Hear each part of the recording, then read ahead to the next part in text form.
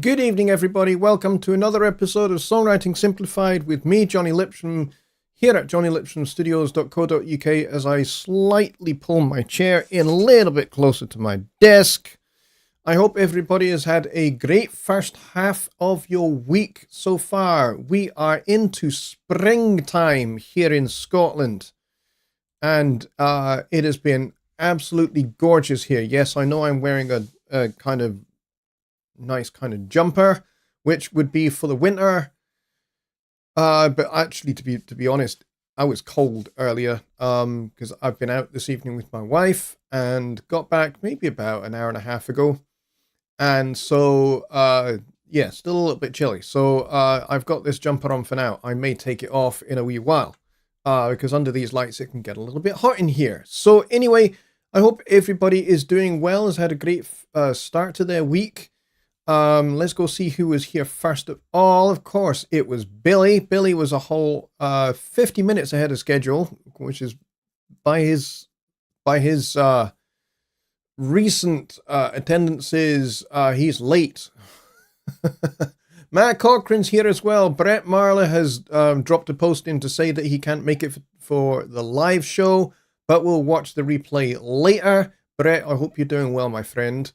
I hope you have a great evening, whatever it is that you're doing. Stephen Wilson is here as well. I know Stephen has a question, which he's going to put in the chat in a wee while, because I spoke to him earlier in my Discord channel,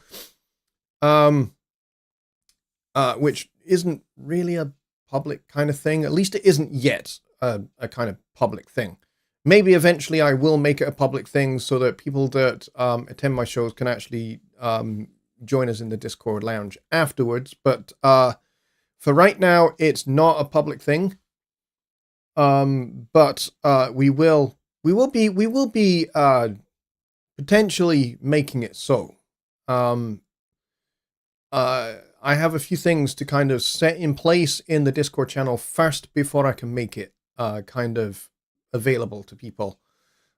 So because I've already got a few people that come in there regularly as it is at the moment. But if I'm going to open it out to a lot more people, there's a few things I need to put into place first.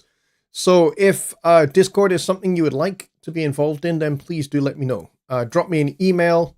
You can go to the web address at the bottom of the screen there, jonnylipshamstudios.co.uk. Go there and hit the contact us form. And if having access to my Discord channel would be something that you would be interested in, where you can come and discuss all things music production and songwriting and that kind of thing, then please do let me know via email. And the more requests I get for it, the more likely it is that I'm going to open it up. But for right now, it's not public. But anyway, that's the Discord thing. So I knew that Stephen had a question. So I'm going to get that question in just a minute, and I can see that he has it. Kyle says it's show number 95 today, which means we are 5 away from the 100th Songwriting Simplified since I took the show over full time on my channel. So that's quite a milestone coming up. So 5 more shows and it will be the 100th show. So when we get to that point, we will do something to celebrate the 100th show. Not quite sure what that will be yet, but we will do something. I will have a think about it between now and then.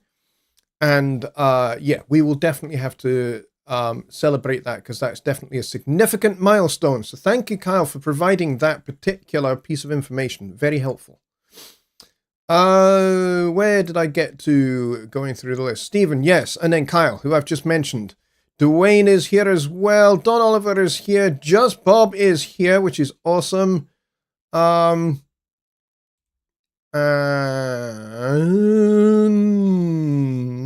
Dave from Aurora's Boring Alice is also here. And he says, I must say Mr. Moose should have been the headliner on Captain Kangaroo. Okay. Interesting. That's about all I can say to that.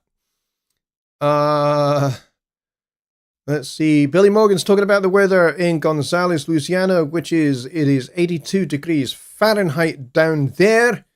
Well, Right now, here in Scotland, at midnight, it is 5 degrees above freezing, which is very nice. That's Celsius, not Fahrenheit, because we're kind of in 2025 now, so we use Celsius and not Fahrenheit. So yeah, it's like 5 degrees above freezing here, which is actually pretty mild for this time of year. It's very cool. And actually today it's been lovely. It's actually been 20 degrees Celsius, which is very mild for the beginning of April. So I'm hoping that this weather will persist, because we basically had no clouds in the sky at all. It was glorious sunshine all the way through until about 9 o'clock this evening. No, not 9 o'clock. Maybe about 7:30. It was glorious sunshine all the way through. Just Bob says, screenshots of faithful members during opening of 100th episode. That would be something that could be done. I don't know. Louis Deturi is probably the man to help with that, seeing he is the head honcho of and I think you'd like that title actually. He is the head honcho of Alps Media. And Alps Media is the sponsor of my 2 live stream shows, Songwriting Simplified, which is on Wednesdays tonight, and also Sunday Night Live, which is on Sundays at the same time. So he is his company Alps Media sponsor these 2 shows. Everything else is kind of me. It's me done on my own volition. But yeah, he sponsors my 2 live shows. So maybe I could talk to him and run that idea past him and see what he has to say. That would be pretty cool. That's a nice little idea. I like it. Dave says, Celsius snobbery. No, it's called being in the modern world, my friend. Anyway, so let's see.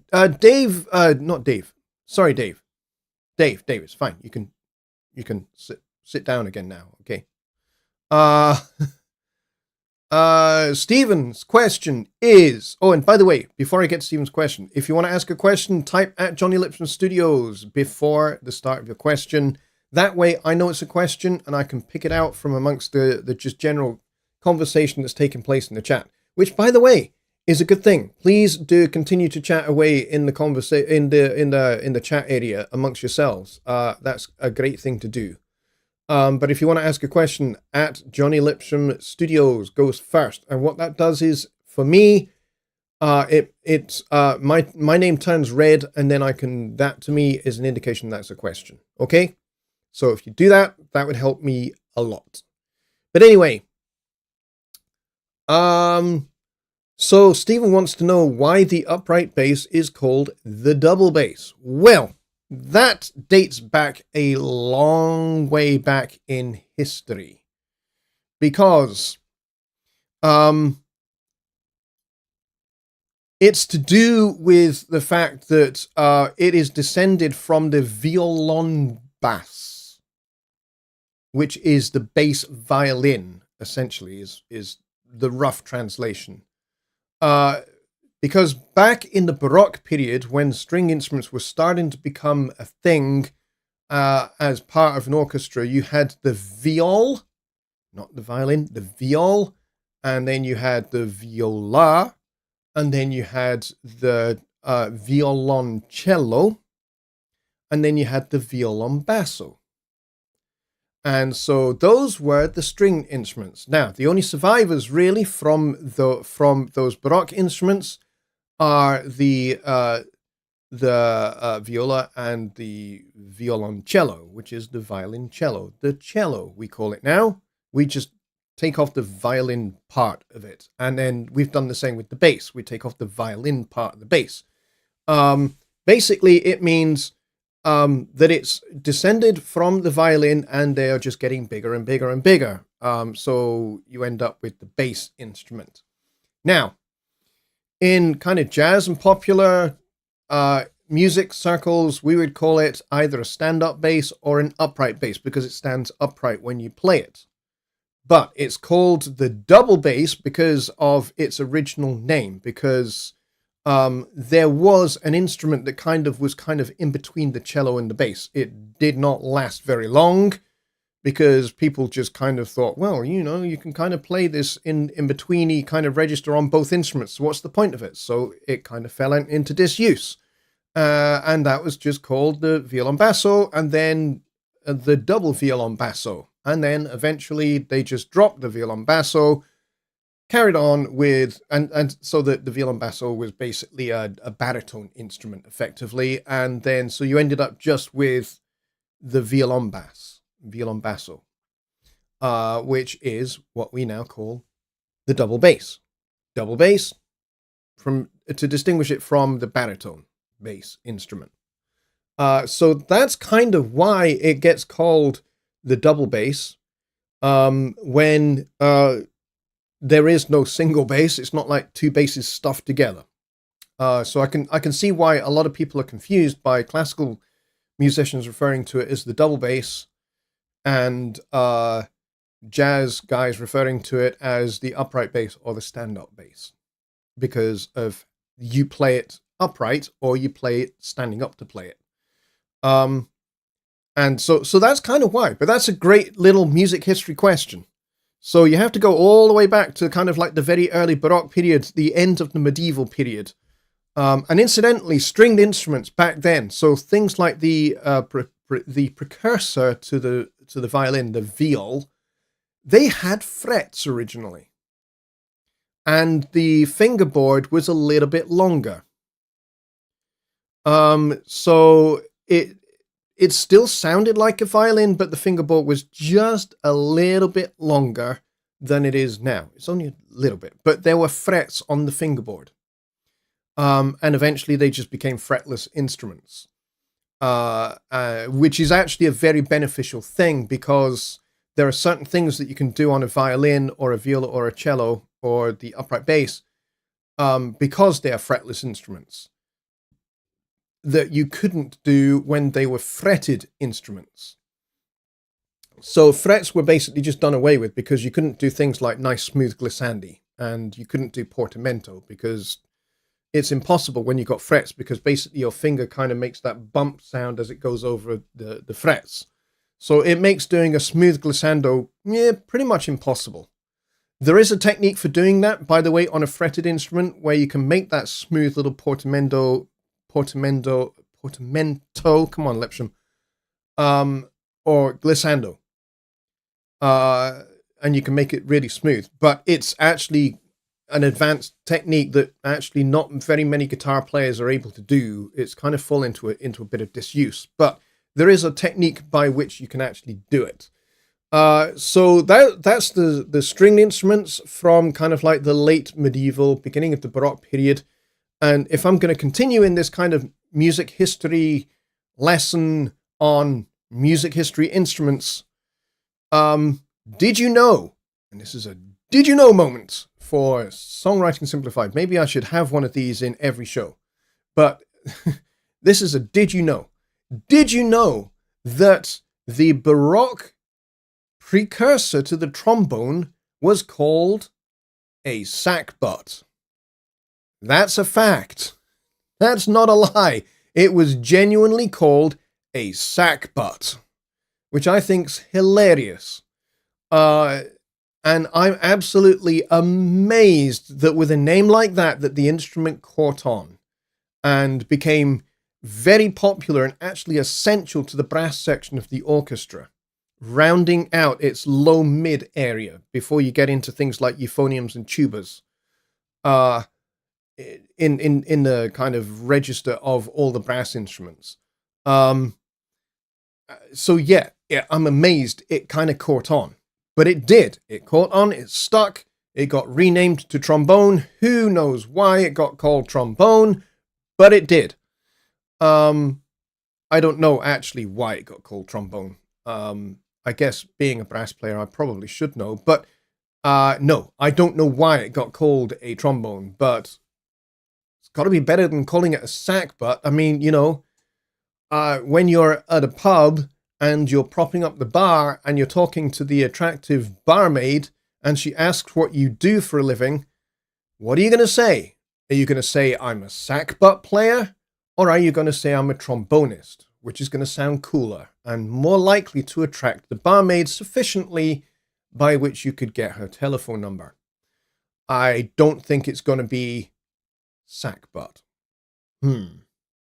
So probably not a bad thing that the name sackbut kind of got dropped. Probably because they kind of realized kind of the connotations of the word later on. You know, butt being a pseudonym for your arse or your ass or your bottom, your butt. And of course, Americans call it fanny, which is hilarious to me because that's another part of the body, not that men have one. So yeah, you wouldn't say that you're a sackbut player. But there you go. So that's this week's debut. Did you know? Maybe I'll do this in every show going forward if you guys are interested in that. So there we go. Let's see. Dave says ostinato. Some folks explain it differently, noticeably in percussion. Any thoughts? No, they won't, because an ostinato is one thing. An ostinato is technically defined as a repeating figure. So that could be a repeated rhythmic figure. It could be a repeated melodic motif. Something that is repeated over and over again, kind of one after the other. So you play the same thing over and over again. That can be a percussive thing, a percussive phrase, or it could be a melodic phrase, or it could be something harmonic, but it's still the same thing. So, for example, if we're going to take Brazilian music, there are ostinatos all over Brazilian music, particularly if we talk about mambo and samba music. Because there are lots of different ostinati, that's the plural of ostinato, by the way. There are lots of different ostinati that go on at the same time. So you've got the bass part, which basically is away from the beat for the most part. And then because Brazilian music is mostly based around something called a clave, which, by the way, in and of itself is an ostinato. It's a repeated pattern. It may not be played explicitly, but it is there and it governs how the music works. So in mambo and samba music, there are, generally speaking, two different claves, and one is the reverse of the other. So there's one that is called the 2-3 clave, which basically means you have 2 beats followed by 3 beats. And then there's the other one where it's 3 and then 2. Now, all of that is done in a cut common time measure. What's cut common time, I hear you say? Well, instead of it being 4-4, it is in 2-2. So that's 2 half notes per bar. 2 half notes. Don't 2 half notes also have 4 quarter notes in them? And doesn't that make like 1 bar of 4-4? Technically, yes, but no at the same time. So this is where you see, oftentimes you'll see a C for the time signature, which generally means common time, as in 4-4, because 4-4 is the most common time signature that there is, with a line through it, which means it's cut common time, which means that the pulse is the half note and not the quarter note. And so Brazilian music, by and largely, is in cut common time. So it's the pulse is a half note and not a quarter note, which actually makes it much easier to read if you read it that way than if you try and do it as 4-4 with lots of 16th notes and 32nd notes. Don't be doing that. It's really hard to read. So with that in mind, you've got a clave pattern. So a 2-3 clave would be where you have 2 beats in the first half of the clave, which is on beats 2 and 3. And then the second half of the clave is on beat 1, and then the upbeat or the and of beat 2, and then on beat 4. So basically you get 1, 2. Here's the 2 beat pulse. 1, 2, 1, 2. So you get 1.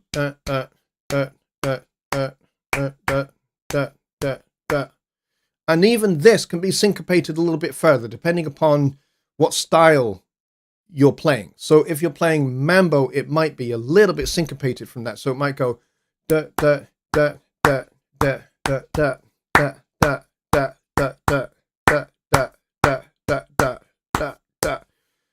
That's a 2-3, and then the 3-2 is just the reverse of that. So basically it goes da da da da da da da da da da da da da da. And so that would be 3-2. And so that is a repeating ostinato. You would hear this played, generally speaking, on a set of claves. Because the claves cut through the whole ensemble. And they basically govern the pulse. They govern the time. So the claves player, you may think, hey, he's just banging two bits of wood together. Yeah, he is, but he's also doing the most essential job, which is to keep everybody in time. And then you would have a surdo pattern. And this is where the kind of the half note pulse is emphasized. And there are different surdo patterns depending upon what particular Brazilian style you're playing. But, you know, for mambo, for samba, it tends to be that the accent is on beat 2 in 2-2. So that's where the accent is. So it's 1, a 2, 1, a 2, a 1, a 2, a 1, a 2. So the accent is on that second half note of the bar. And so those two things are a repeating ostinato. They go all the way through a piece of music. And your clave player is the person who holds the whole thing together. So they have to stick rigidly to that clave. They cannot vary it. They cannot flip it. They cannot start in 2-3 and then go into 3-2. It has to be 2-3 all the way through, or it has to be 3-2 all the way through.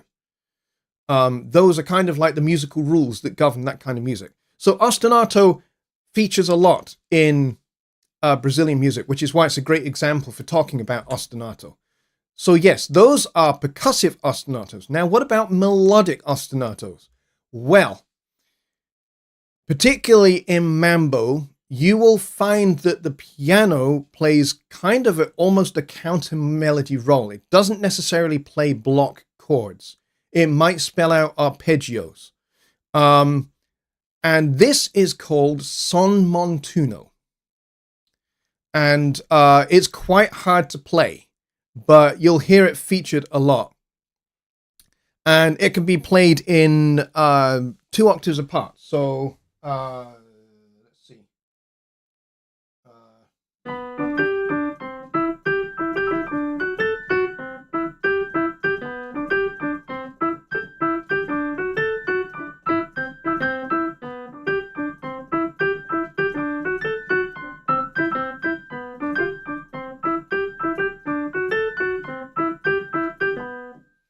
So that would be one example of a montuno, a son montuno played on the piano. So that's a repeating ostinato, and that will go through all the chord changes of the song. And generally speaking, that style of music doesn't really have a whole lot of chords in it, because it's what we would call vamp music, as in the groove is the most important thing. And so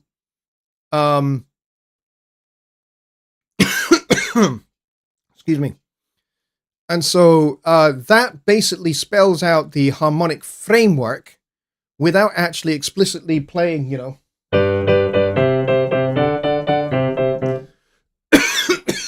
Without actually explicitly playing the chords. It's spelling out the chords by playing them as an arpeggio.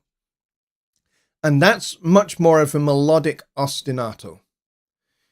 So that's Brazilian music, but you'll find ostinato of all kinds in all kinds of music. Take orchestral music, for example, Hulse the Planets. Right? Hulse the Planets, the Planet Suite, the first movement, Mars. The strings at the start are playing an ostinato, and then everybody's playing the same ostinato. Dun dun dun dun dun dun dun dun dun dun dun dun dun dun dun. That's in 5/4, and they're playing that pretty much most of the way through. There's points in the piece where they're not playing it, but that ostinato comes back over and over again, and then the melody kind of is played over the top by the brass. Now, incidentally, with that ostinato, the musical instruction is for the strings players to use the backside, the wood side of their bows, and to bounce the bow on the strings, which is what gives it that really unique, very, very percussive effect on the strings. So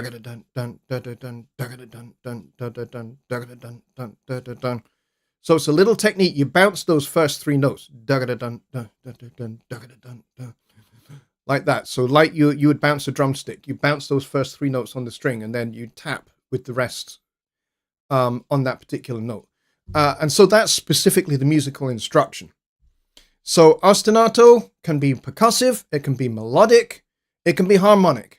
It can be all three of those at the same time. Doesn't have to be just percussion.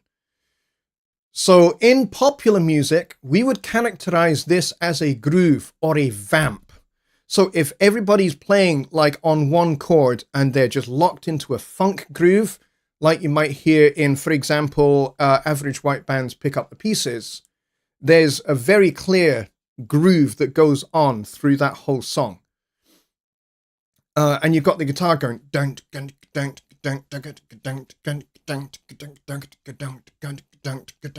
which, by the way, comes from Brazil. That comes from the frevo style of Brazilian marching music. That little that comes from that on the guitar. That's where that little rhythm comes from.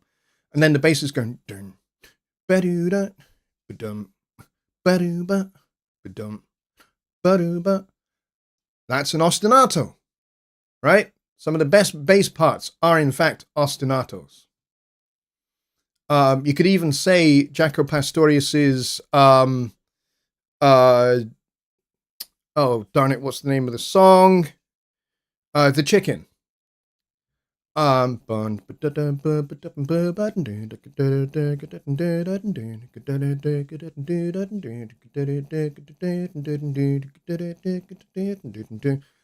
an ostinato. It's using the same figure, but it moves that figure through the chords of the tune, which is essentially a 16-bar blues. So there you go. That's ostinato. And Dave says, perhaps in percussion sense, ostinato could be the same patterns, but the 2/4 or whatever. Thanks for reinforcing my thought. Yeah, ostinato, that's literally what it means. Ostinato means repeated figure.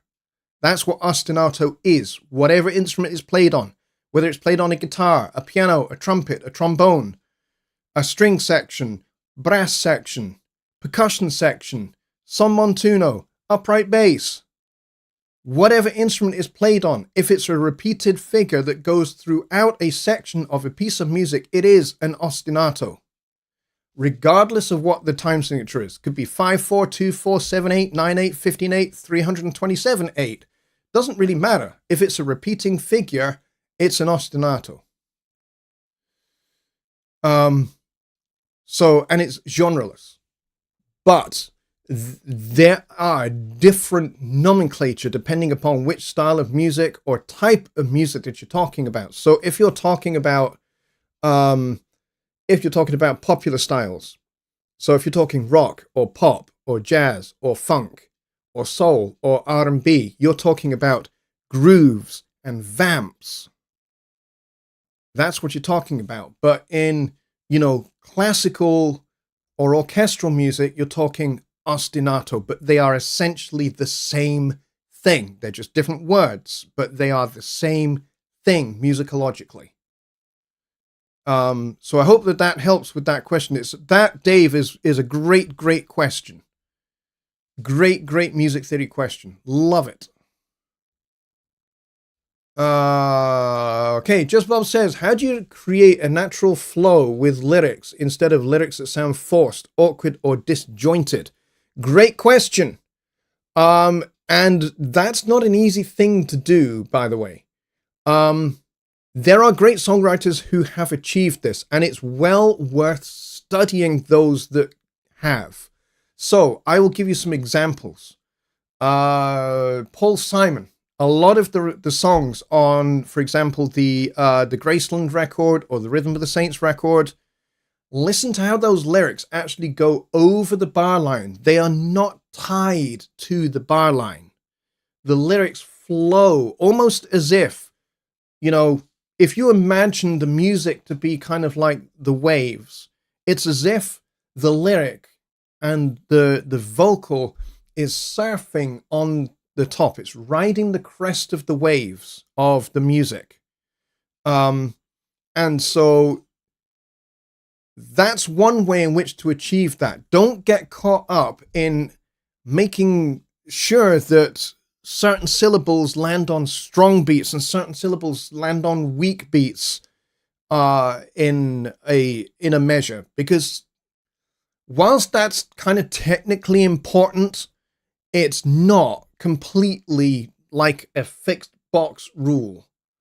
And it also depends a lot upon the style of music you're writing in. So if you're writing Bach chorale or hymn music or hymn-like music, where everything is kind of fairly straight, there's no syncopation, everything is on the beat, and maybe you have lots of quarter notes and eighth notes and half notes, and there's no kind of, there's no notes that are on the upbeats, and there's no tied over notes, then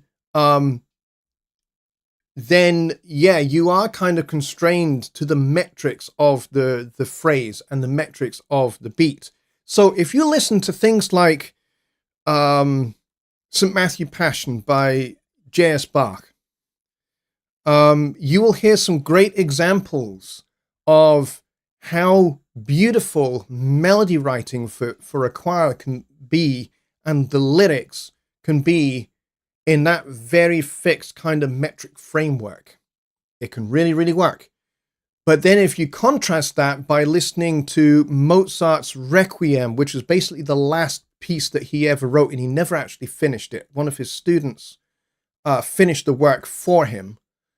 He had sketches of most of the latter parts of the works, but he had never actually fully written them out. They were just kind of sketched out. And so one of his students who worked with him kind of like as an assistant, as a copyist, for example. So he knew Mozart's style very, very well, and Mozart's harmonic style and all of that. He knew all of that really well. So he then went ahead and finished Mozart's Requiem, because Mozart died whilst writing it. Pretty much, almost literally died whilst writing it. But listen to how he does it. And then if you listen to Handel's Messiah, listen to anything from Handel's Messiah and see how Handel actually points, although they are from very, very slightly different musical eras. Handel represents kind of like the end of the Baroque and the beginning of the classical. He was a bit of a kind of adventurist and was beginning to experiment with more modern at the time techniques. Mozart was kind of there, but was like considerably further down the road in advancement than Handel. So Handel was kind of like the end of the Baroque and the beginning of the classical period, and Mozart was basically the pioneer of the classical period.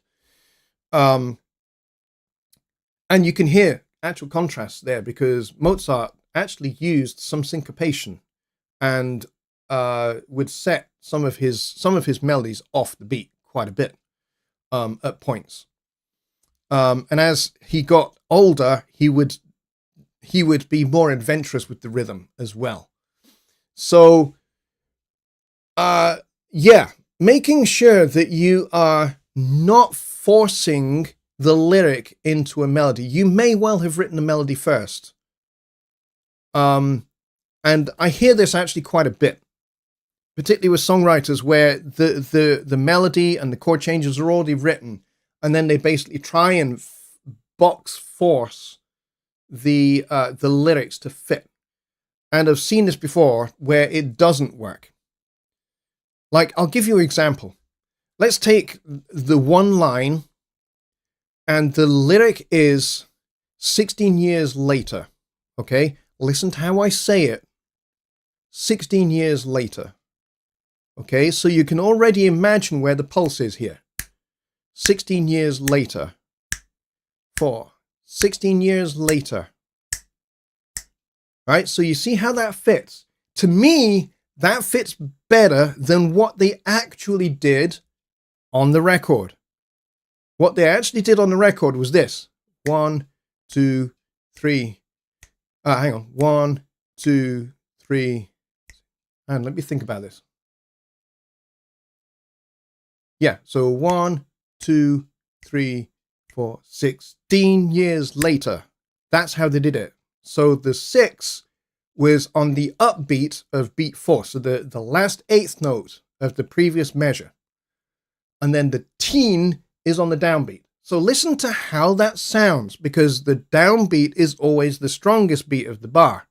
So if I went 16 years later, 1, 2, 3, 4, 16 years later. See where the emphasis is. So to me, the emphasis should be on the start of the word and not halfway through it. There are certain times when you can get away with it. Not at the start of a sentence, you can't. Not at the start of a line, you can't. In the middle, sure, but not at the start of a line, because the start of the line is the most important part of the line. The start and the end. What happens in the middle? Yeah, who cares? But the start and the end of the line are the most important things. So they should land. It should certainly start on a strong beat. It can end on a weak beat, but it's got to be a weak beat that maybe is, kind of anticipating the next measure. So maybe it's the last eighth note and it's tied over into the next measure. That's fine. But 16 years later, that's how it should have been written, not 16 years later. And so to me, that's an example of where the emphasis is on the middle of the word and it weakens the word. It weakens the word's authority in the song. Because, 16 years later, that sentence, what does that do? That is setting the historical framework for what you're about to say next. 16 years later, this is the case. All right, so what happened 16 years ago? 16 years ago, this person was born. Okay, so basically you're saying 16 years later, this person is now mature. Okay. So the important point here is the latter half of that sentence, the maturity. 16 years later, this person is mature. As opposed to 16 years ago, they were born. Right? So, certainly in Scotland, 16 years would be mature. In the United States, it might be 18 or it might be 21. But here in Scotland, it's 16. You can get married when you're 16 in Scotland. You can go into a pub when you're 16. You can't quite drink legally yet. You can drink legally at 18 in Scotland. But at home, in your own home, you can drink at pretty much any age at home in Scotland and not face any legal consequences. But in a pub or an off license where you go and buy alcohol and take it away, you have to be 18. In fact, I think in some places in the UK, you actually have to be 21. Depends what you're trying to buy, but you have to be at least 18. But that's kind of besides the point. The point here is we're talking maturity. So what we're saying in the lyric is 16 years later, this person has now arrived. This person is now mature. So to me, the important part is that part. What comes next? The 16 years later sets the historical framework for that next line. So the 16 is important. Therefore, the 6 needs to be emphasized. It needs to be on the strong beat, not halfway through. That's just wrong. But that's what they did on the record. I don't recall whether the song was a hit or not. But I remember when I first heard it, it made me cringe. Because I was just like, no. This is not how we do it. Just Bob says, the Rolling Stones song Waiting on a Friend has that percussive clacking in it. Never noticed until 2 days ago. Sounds like an ostinato idea. Gives a Latin Brazilian feel. I'm not familiar with that particular song, I have to say. And I'm reasonably familiar with Rolling Stones songs. Bossa Nova, there's another... Thank you, Kyle. Bossa Nova, there's another Brazilian musical style that has ostinatos in it. It has several, including the...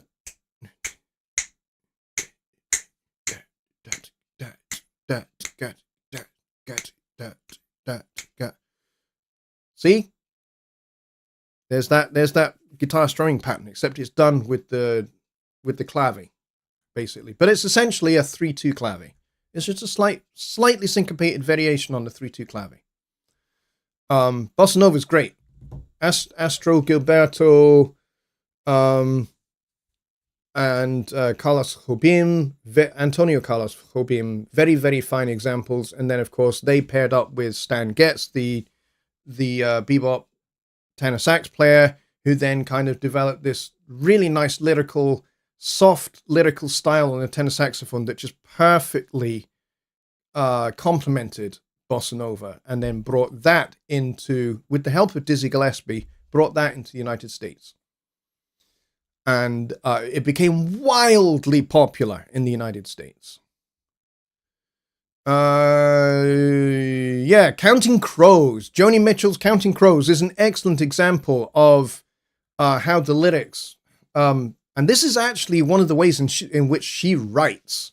One of the ways in which she writes her songs is the songs actually float over the bar line.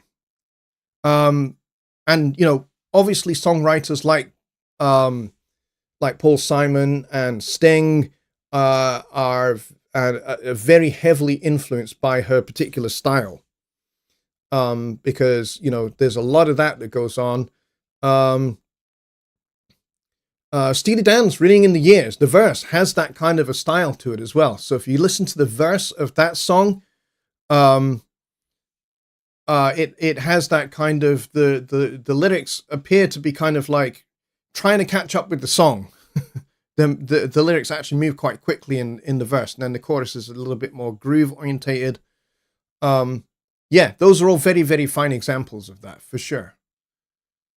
Let's see, what else do we have here?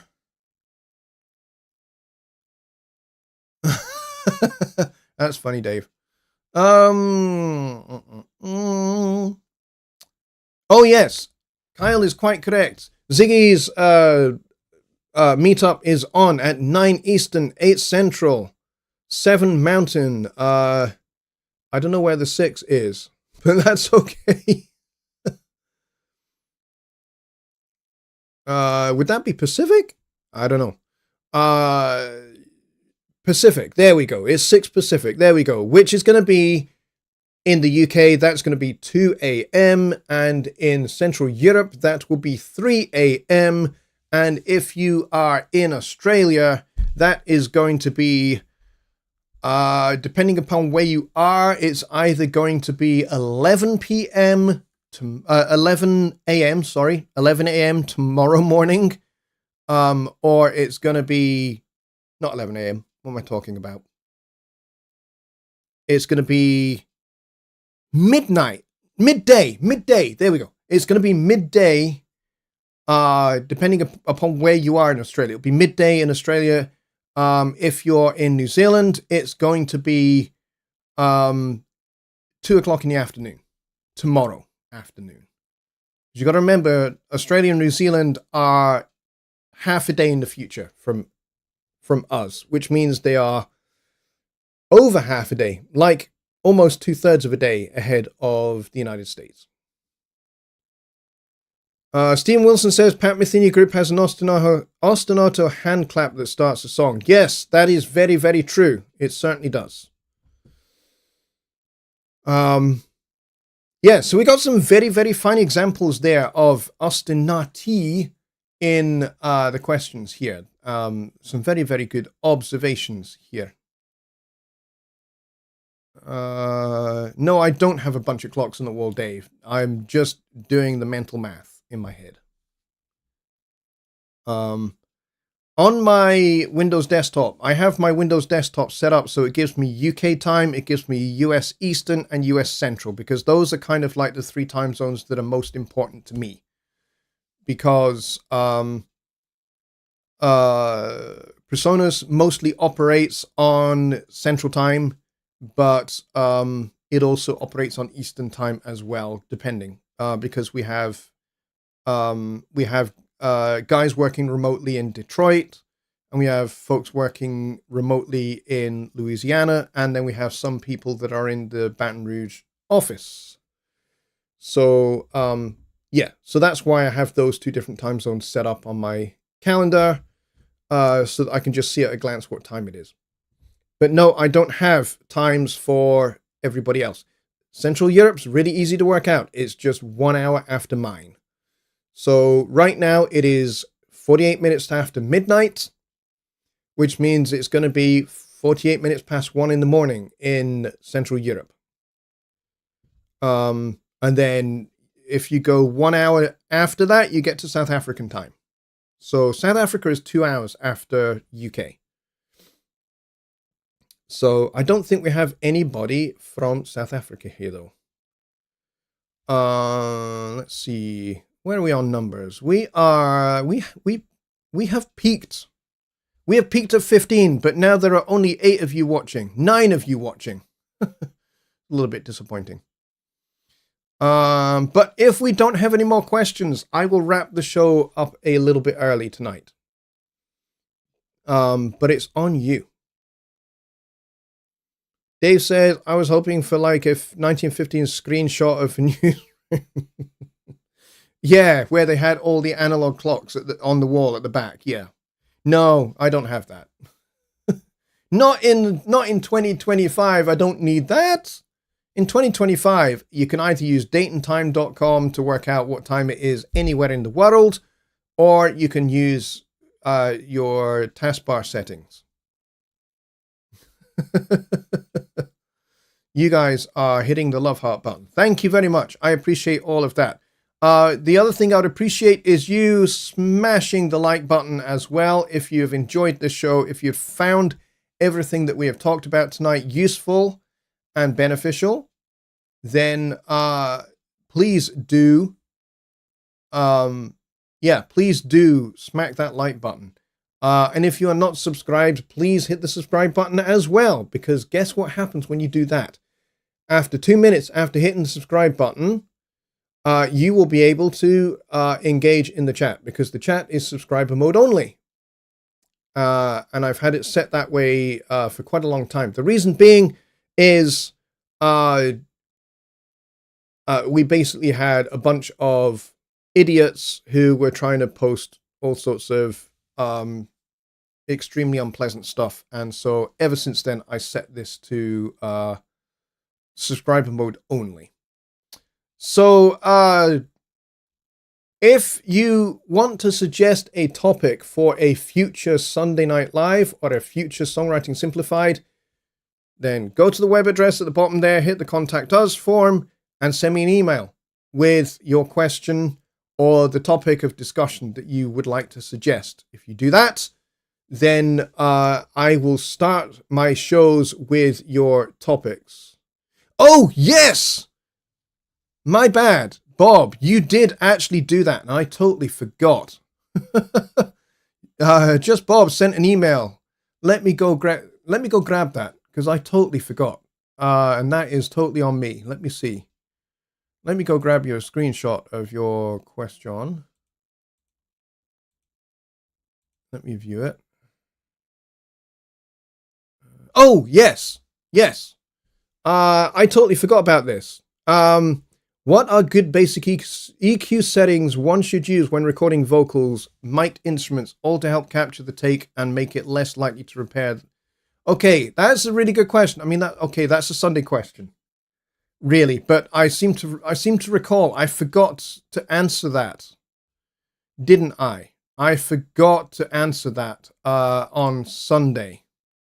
So that's on me. So I will take care of that now.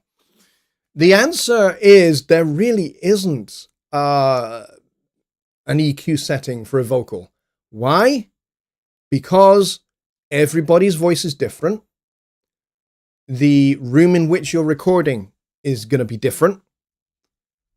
The microphone that you are using is also going to be different. Now, if it's always you and you're recording your voice, you're not recording anybody else's, and you're always recording in the same room with the same microphone, then you can create a preset. So you can open the Pro EQ and you can create a preset.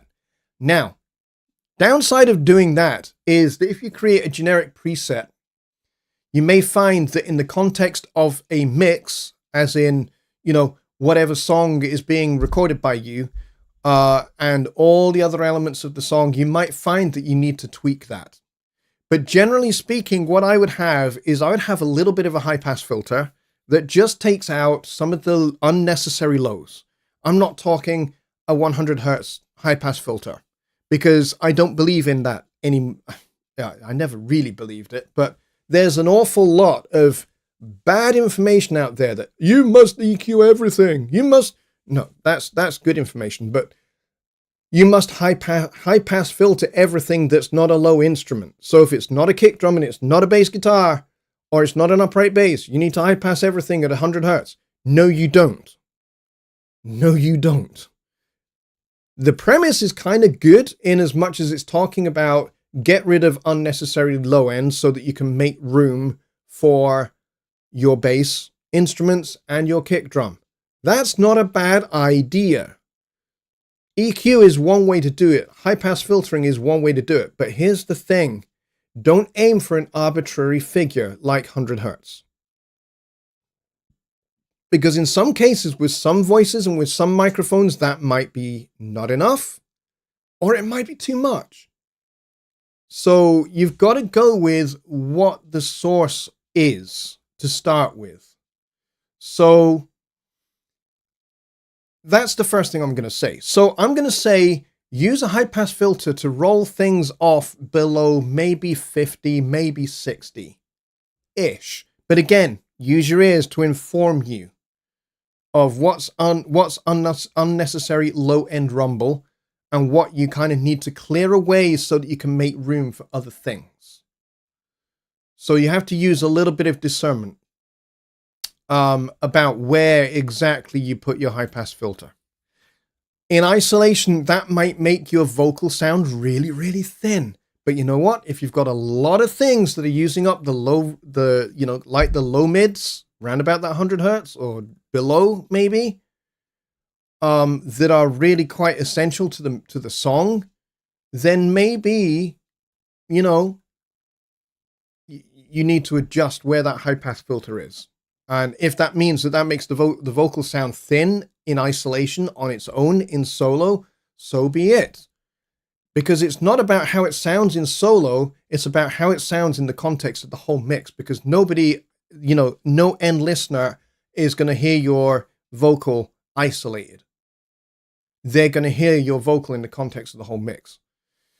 That all said, there are certain frequencies that you probably should notch out.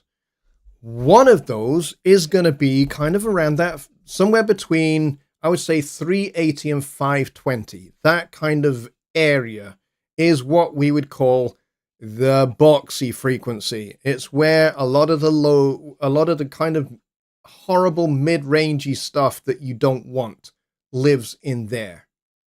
Now, be careful. Don't just arbitrarily cut it. Find where it is in the case of your particular source. So the particular voice, the particular instrument that you're recording, and with the particular microphone in the particular room. Find where that is, because some of that will be room, some of that will be the microphone's frequency spectrum itself, and some of it will be the voice or the instrument itself. So it's going to be a combination of all three of those things.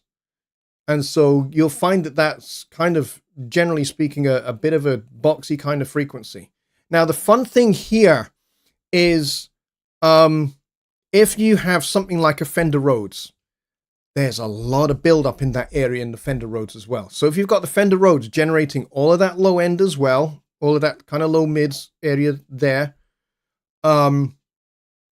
and then if you've got your vocal doing that as well, and then you've got maybe some guitars that are all doing that at that spot as well. That's just going to build up and up and up and up and up, and then you're going to have to start kind of carving all of that out. But be careful, because here's the thing.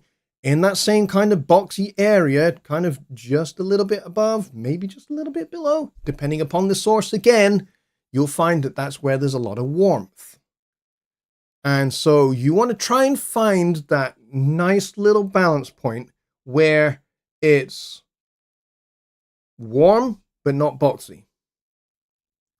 And then you want to go up into the upper mids, and you want to get rid of some of the harshness, maybe some of the sibilance and some of the nasaliness. But at the same time, you don't want to sacrifice clarity. So, up in those upper frequencies, that's where a lot of your sparkle and your finish and your polish and that kind of professional sound comes from those upper frequencies. Here's a smart little tip, though. If you pull out some of those low mids around that kind of boxy area, and also with a little bit of high pass filtering and maybe a little bit of low filtering as well with a notch, if you pull those things out, then that allows these other things up here to shine. Why is that? Because the lower frequencies have a lot more energy in them. Why? Because the wavelengths are that little bit longer and that little bit more powerful. Whereas upper frequencies, much shorter wavelength, they tend to die off quite quickly. Something like a 40 hertz sine wave is going to be about 19 feet long, and will take a little bit longer to dissipate because the bandwidth, the wave, the width of that frequency is pretty big. So there's a lot of energy in it. Whereas, something that's like 10K, 15K, 20K, tiny. They move so fast. They have a tiny little bit of width to them, and they die off really quickly. So these lower frequencies can overwhelm what's up top, and we call that frequency masking. And so what you want to do is cut some of these things, and you'll find that a byproduct is you don't need to boost so much up top, because what is up top just gets exposed anyway. So I hope that is a detailed little answer for you there. It's more of a mixing question, but why not? Just this once. Just Bob says, that makes sense. I've heard isolated tracks of guitar and they sound horribly thin by themselves, but in the context of the whole mix, they rest beautifully. You don't hear the AM radio quality. That's correct. That is absolutely correct.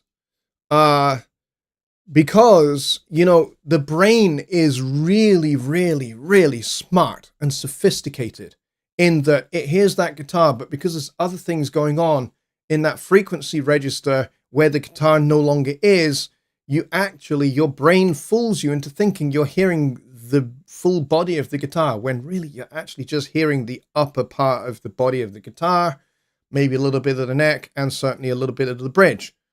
When, talking acoustic guitar, and you're not really hearing what's entirely coming out of the sound hole. Some of that's to do with microphone placement. In fact, a lot of that's to do with microphone placement and less to do with EQ, which of course is another way to get the right EQ, is get the mic placement, the right microphone and the right placement for the mic.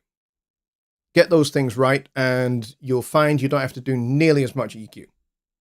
All right, so there we go. That is the end of the show.